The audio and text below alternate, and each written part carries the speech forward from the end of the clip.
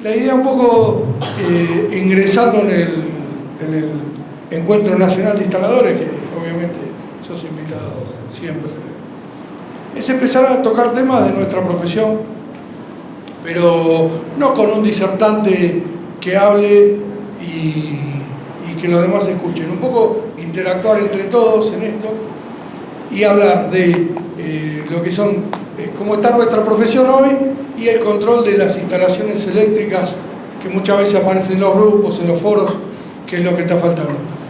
Y aprovechando eso y a la generosidad de una persona que tenemos el honor de que esté presente, que es Patricia Gerfino, yo la invitaría a Patricia a dar unas palabras y que se presente, que es la invitada de honor del Encuentro Nacional de Instaladores. Adelante, Patricia.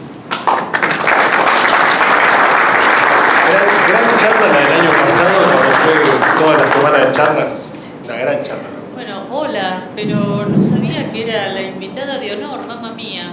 Bueno, yo soy Patricia Gerfino, les voy a contar un poco la experiencia que he tenido trabajando en algunas organizaciones. Hace más o menos 30 años que trabajo en distintas organizaciones y la verdad es que fue muy natural para mí trabajar en este tipo de temas. Quizás porque yo soy un poco el producto de la enseñanza pública. Yo hice el Carlos Pellegrini, la escuela secundaria, y la Universidad de Buenos Aires.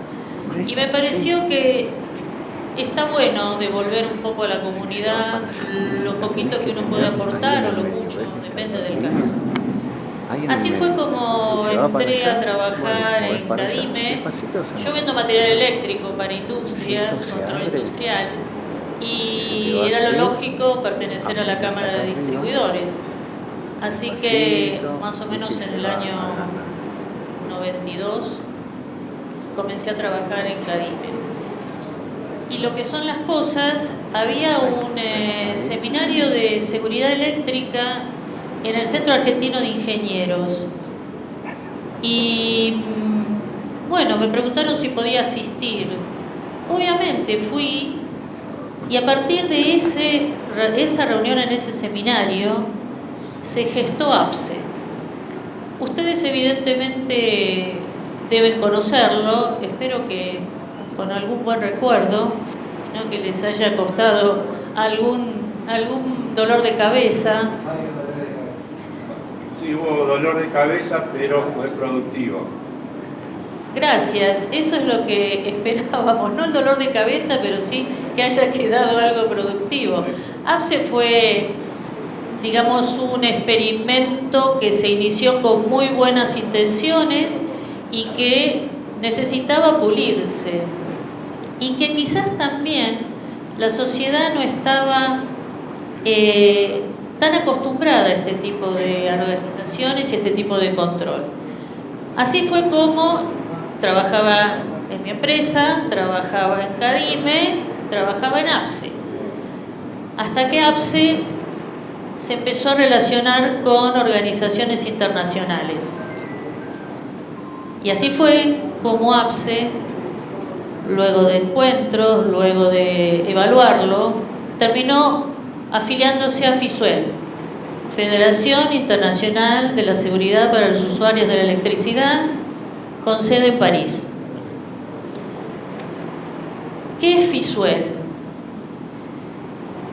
Yo lo definiría que FISUEL es como una gran galería de ejemplos de los países desarrollados de cómo llevan a cabo el control de las instalaciones y muchos otros controles más, y le ofrecen a los países que quieren implementarlo la opción de tomar contacto con los países desarrollados y aprender en el proceso. Bueno, nosotros empezamos a asistir en nombre, yo ya de APSE. Otra casualidad, como las reuniones eran en Francia y la mayor parte de la comisión directiva hablaba francés y yo era la única que hablaba francés en la comisión directiva de APSE, bueno, otra vez me preguntaron si quería ir. Y así fue como comencé a ir a las reuniones de FISUEL. Y en el año 2011, Fisuel propuso a la Argentina para ocupar la presidencia. Y ocupamos la presidencia del 2011 al 2014. Y hoy lo que quiero contarles es cómo fue mi experiencia de ocupar la presidencia de Fisuel en nombre de la Argentina. Y fundamentalmente lo que les quiero contar es que ustedes no saben el poder que tienen en sus manos. Porque, y adhiero a mucho de lo que se habló anteriormente, los procesos se dan de abajo hacia arriba. Las leyes habitualmente lo único que hacen es reglamentar o ordenar o controlar procesos que ya se dieron en la sociedad naturalmente. Entonces, lo que ustedes están haciendo y lo que ustedes están impulsando es lo importante.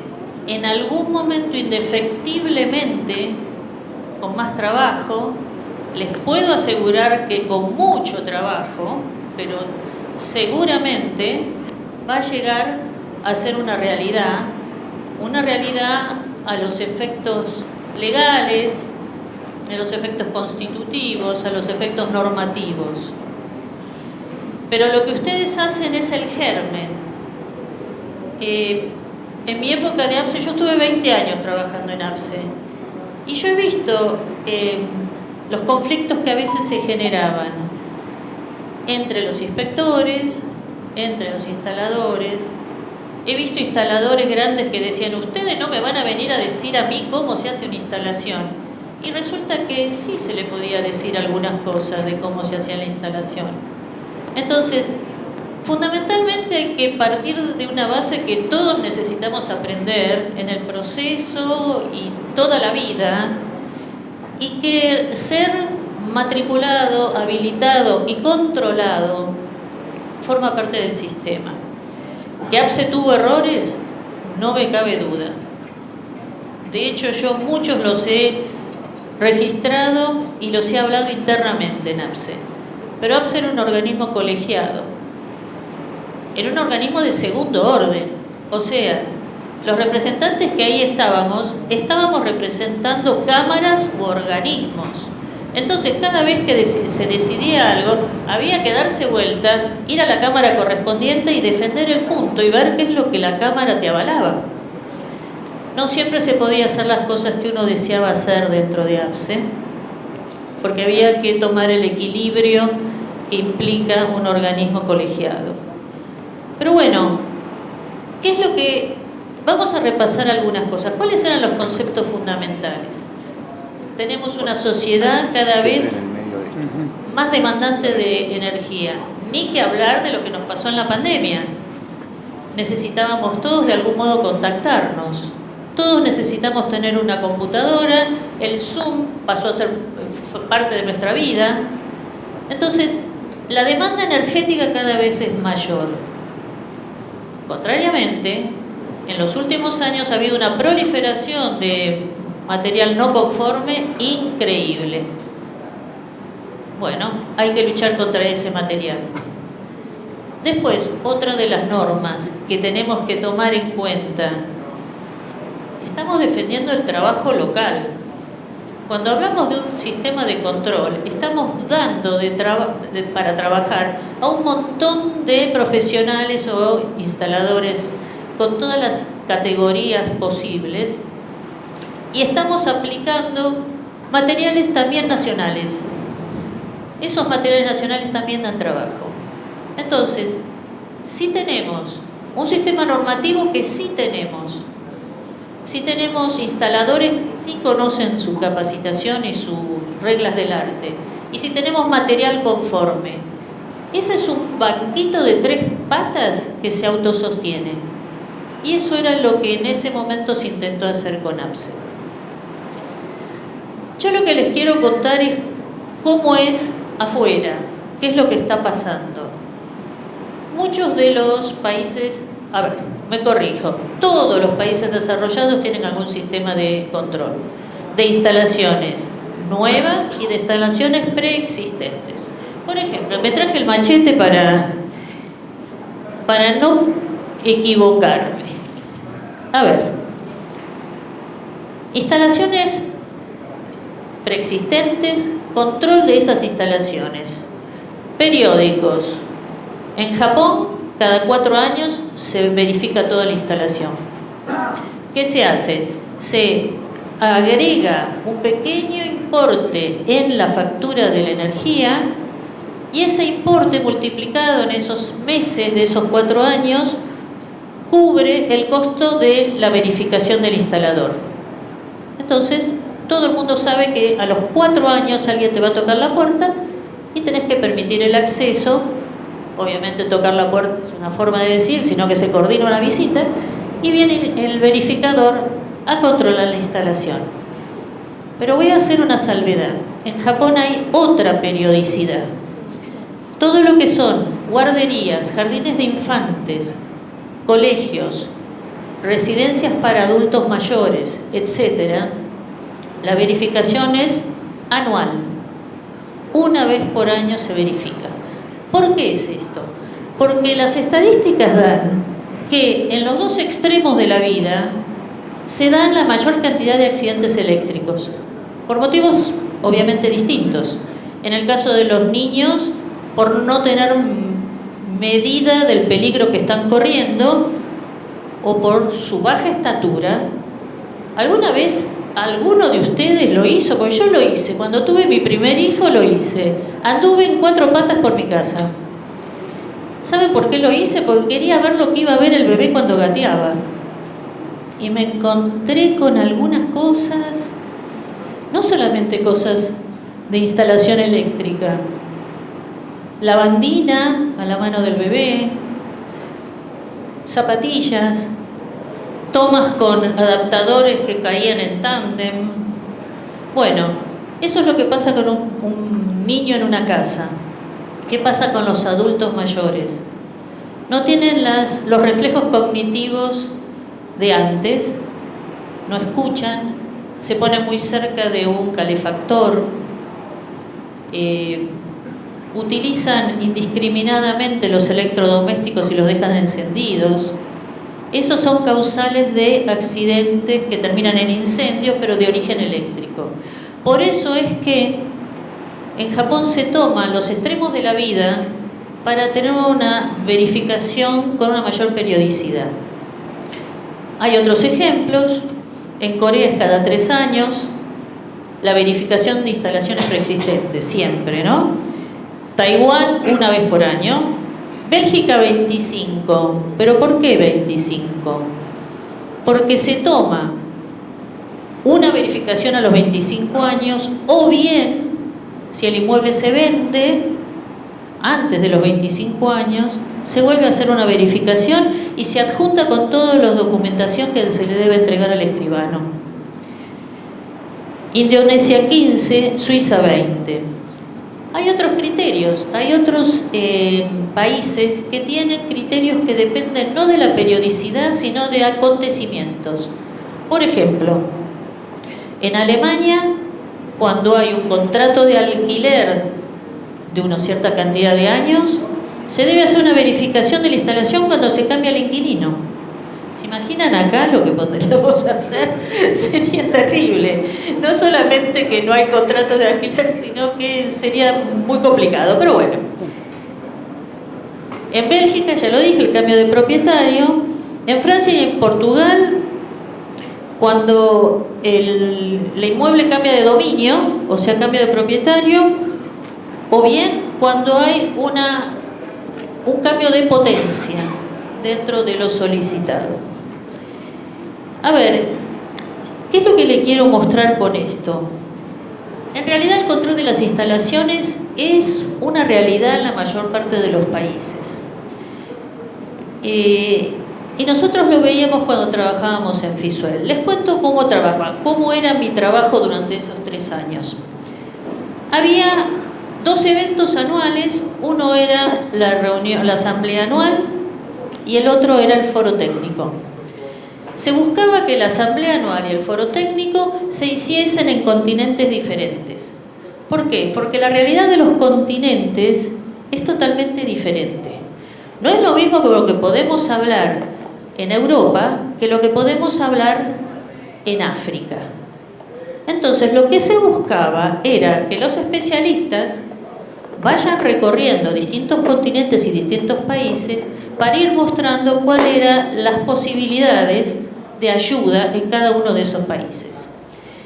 Junto con eso, había 3 grupos de trabajo técnico: Europa, Medio Oriente, Asia, Pacífico y África.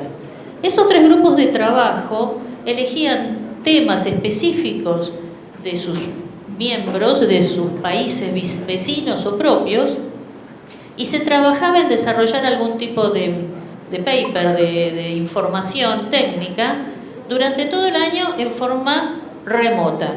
Y durante la Asamblea General se destinaba un día de trabajo a los grupos técnicos para que coordinaran cuál era el informe final de su trabajo del año y cuáles eran los trabajos a preparar para los años siguientes. Además, los miembros lo que hacíamos era, fuera de estas 2 reuniones anuales, viajábamos a países que solicitaban algún tipo de ayuda con el know-how. Y uno iba, hablaba con funcionarios, trataba de convencer, llevar estadísticas y demás. FISUEL sigue trabajando, obviamente. La Argentina se fue de FISUEL en el 2015 porque se había caído el convenio entre el ENRE y el APSE y obviamente no se podía seguir pagando el fee anual en euros y los gastos que correspondían a los viajes para todas estas actividades. Pero eso no significa que el mundo no haya avanzado. Y les digo más, la gran problemática ahora en Europa es no las renovables o los vehículos eléctricos, que eso ya está implementado todo. Ahora estamos viendo cuál es el uso racional por los problemas de energía.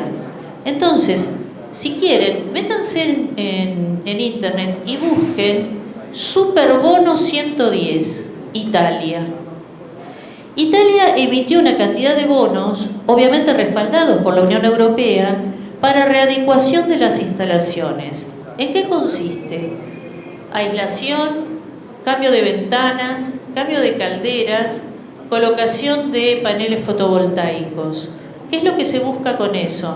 No solamente tener energías renovables, sino que el ambiente en donde se utilizan esas energías sea un ambiente que no filtre, hablemoslo de ese modo, que tenga una adecuada aislación.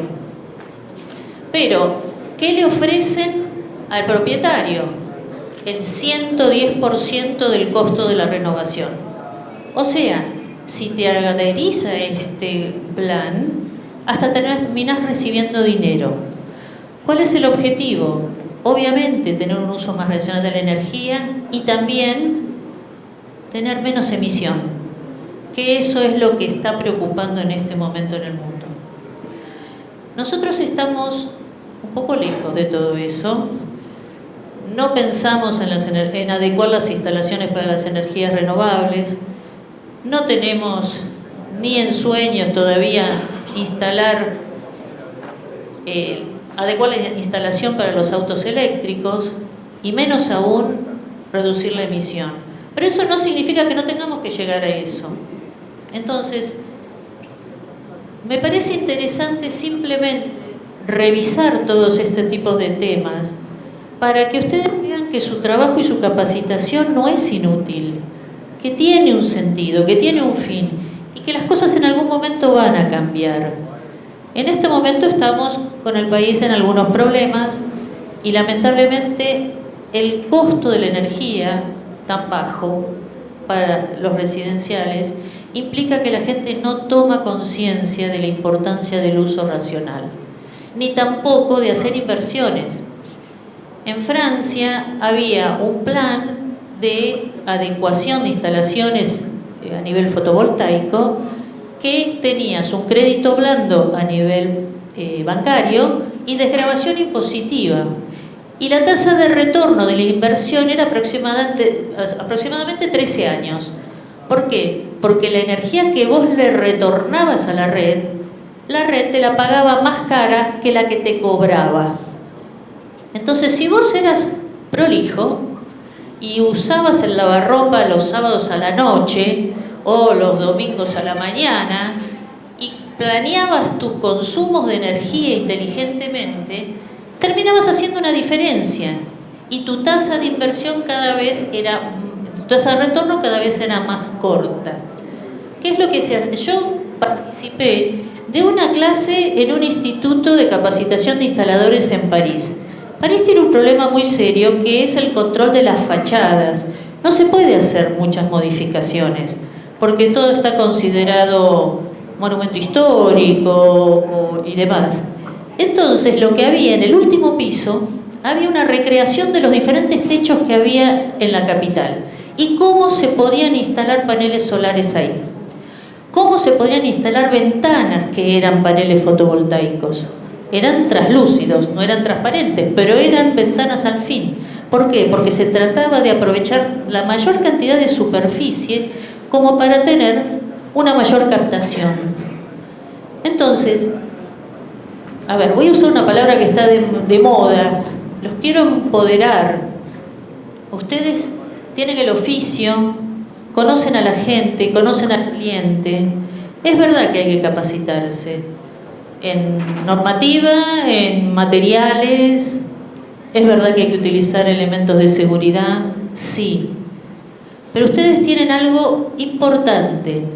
En España se formó la figura del asesor energético. El asesor energético no es ni más ni menos que el instalador que conoce al cliente, pero está capacitado para decirle: esta instalación necesita una adecuación para ser más eficiente o necesita una adecuación para instalar panel fotovoltaico. Y entonces se establece una relación directa entre ese asesor energético y de confianza con el cliente que ayuda a todos, es un win-win.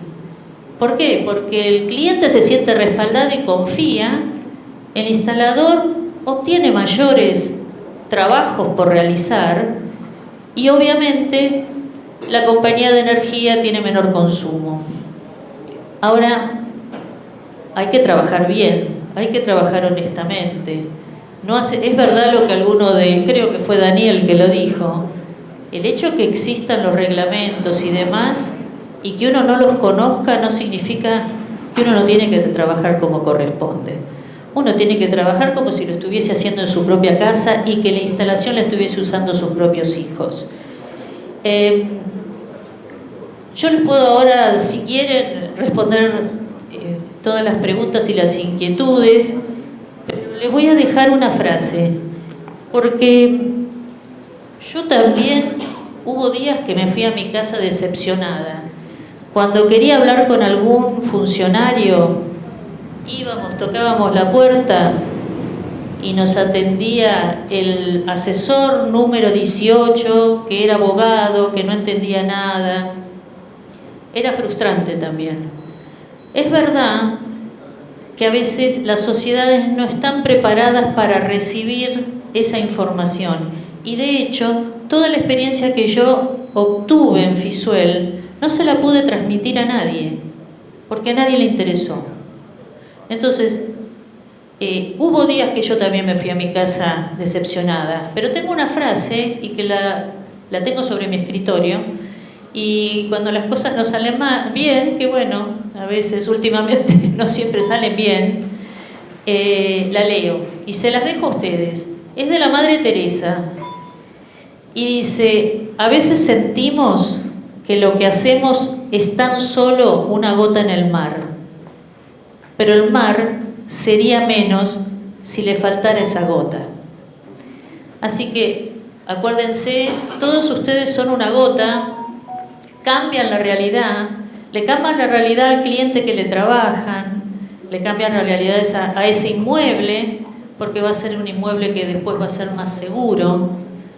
No hemos hablado, hoy por lo menos no escuché hablar de grandes superficies, que es uno de los temas que a mí me pone la piel de gallina.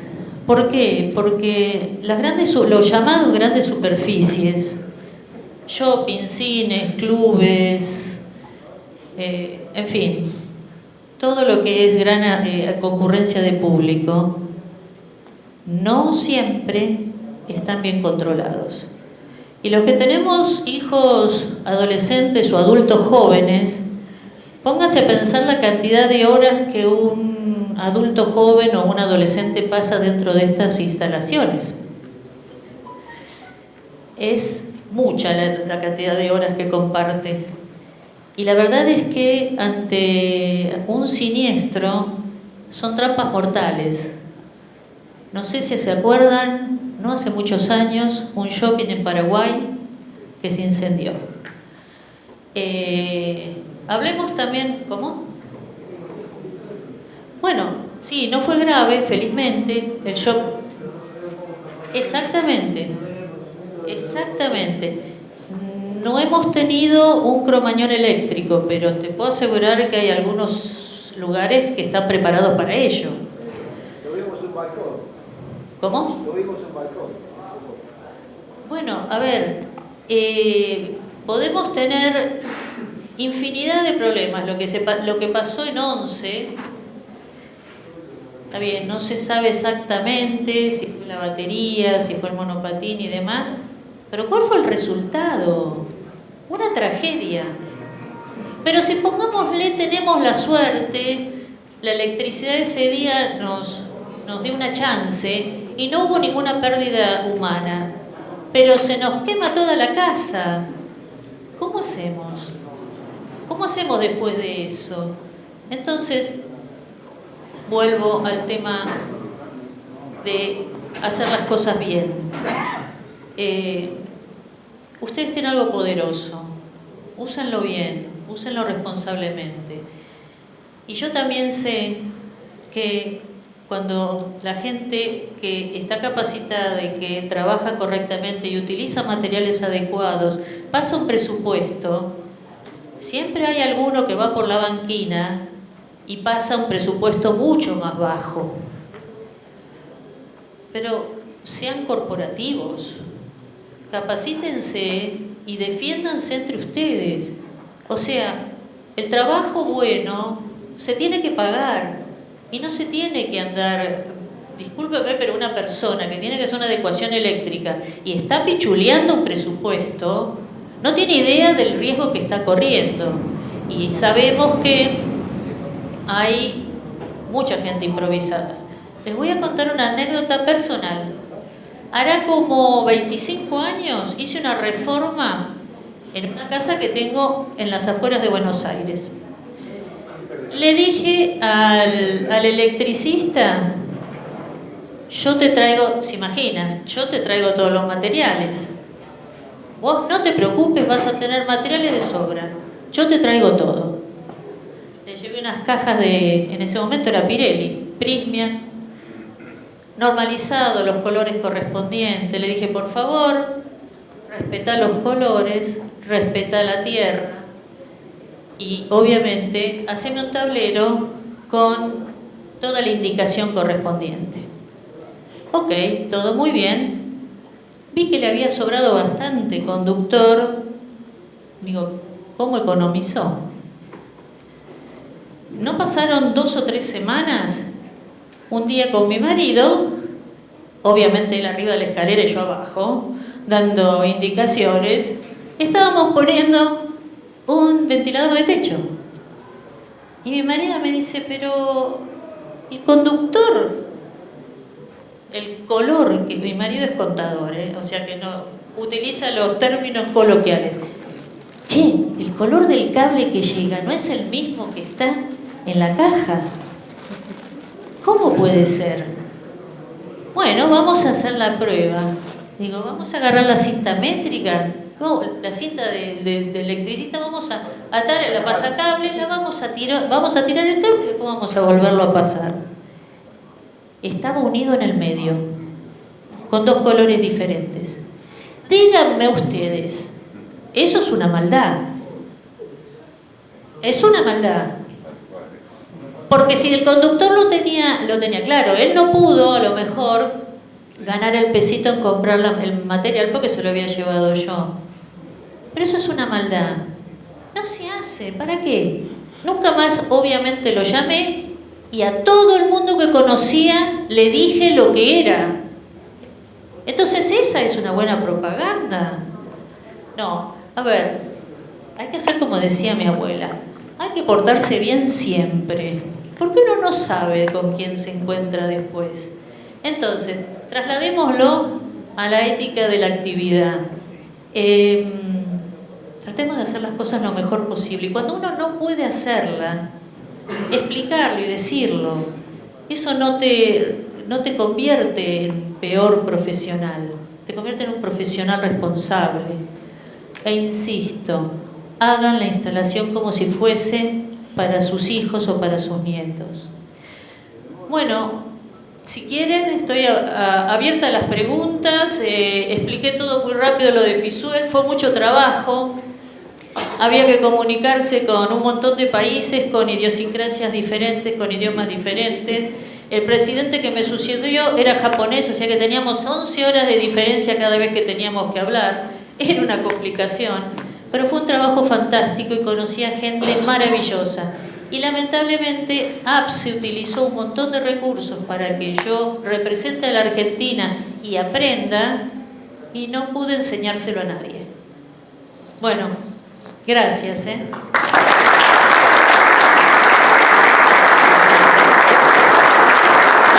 ¿Alguna consulta o algo que le quieran decir a la ingeniera? ¿O algo que quiera decir alguien? A ver, quiero aclarar algo. El COPIME tiene una función y APSE tenía otra. APSE tenía la función que le había delegado el ENRE, que era armar un sistema de control y de registro de instaladores y de control de las instalaciones nuevas. Sin ese respaldo que es la resolución del ENRE, no hay forma de actuar, porque ¿quién te avala atrás en función de lo que estás haciendo?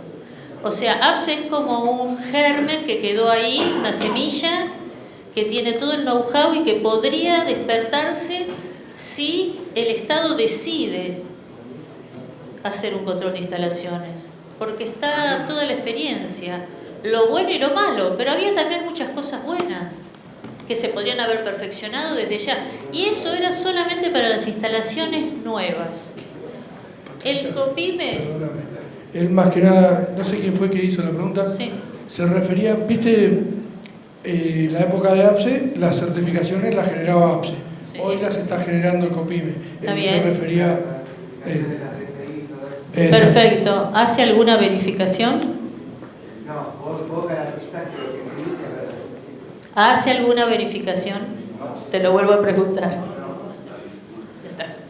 A ver, hemos conocido, sí, está bien, pero hemos conocido firmadores seriales en APSE que desde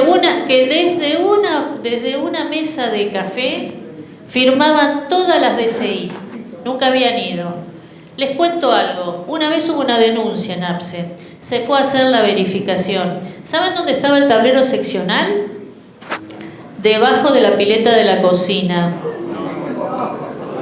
Debajo de la pileta de la cocina, dentro del mueblecito, tenías que hacer la parabólica humana para entrar. Bueno, eso es producto de los firmadores seriales. Entonces, cuando vuelvo, perdón, no es irrespetuoso hacia vos lo que yo te pregunto si se verifica o no. ¿Por qué? Porque lo que quiero enfatizar es que sin un control efectivo, sin una verificación, no hay posibilidad de aprender dentro de la profesión. O sea, si vos hiciste algo mal, bueno, te lo indican, lo corregís y la próxima vez no lo vas a hacer, porque sabés que esto eso no está dentro de la reglamentación de la EA. Si no hay verificación in situ, no hay un control de instalación. Esa es mi postura. A lo mejor es un poco drástica, pero no he visto en ningún país que los sistemas de control no tengan un control efectivo. Puede ser por muestreo, puede ser, por ejemplo, Dinamarca se hace el 10%, por año se verifica el 10% de las instalaciones. Al año siguiente otro 10%. ¿No? Pero bueno, pero se verifican. Y al mismo tiempo me parece que es una posibilidad para el instalador de aprender y de incrementar su capacitación. Porque la capacitación va a ser constante. A ver, lo firmo al pie, no van a dejar de aprender nunca. Y es necesario que así sea, porque esa es la actividad. Los médicos les pasa lo mismo, a los abogados les pasa lo mismo. O sea, hay que seguir aprendiendo. Y eso es lo interesante, porque nos podemos ir superando día a día. Entonces, sistema de control implica una verificación. Puede ser del modo que quieras, por muestreo, por porcentaje, bueno. Y el que empieza a tener verificaciones rebotadas, y bueno, a lo mejor hay que hacer un curso de recapacitación y no pasa nada. Eso es lo que tenía también el sistema. Tenías los cursos a disposición si lo querías hacer. Bueno, no quiero alargarme más. Nos avisaron que tenemos que ir ya cerrando, pero alguien que quiera hacer una consulta, decirle algo a la ingeniera, hable ahora o calle para siempre. Bueno, ya me van a ver en algún lado, yo sigo hablando, total me cuesta poco. Así que y vamos a seguir haciendo. Y seguiremos contándole cosas que están apareciendo. Métanse a ver lo del superbono en Italia, es interesante. Y Alemania lo tiene también, el bono verde, y Francia también. O sea, desde los países se está tratando de impulsar a que el usuario final tome conciencia de que tiene que adecuar su instalación. Les puedo asegurar que las instalaciones en el sur de Italia son como las nuestras, cable colgando y todo lo demás. Entonces hay mucho por hacer. No es que tienen todo resuelto. Pero bueno, por algún lugar hay que empezar.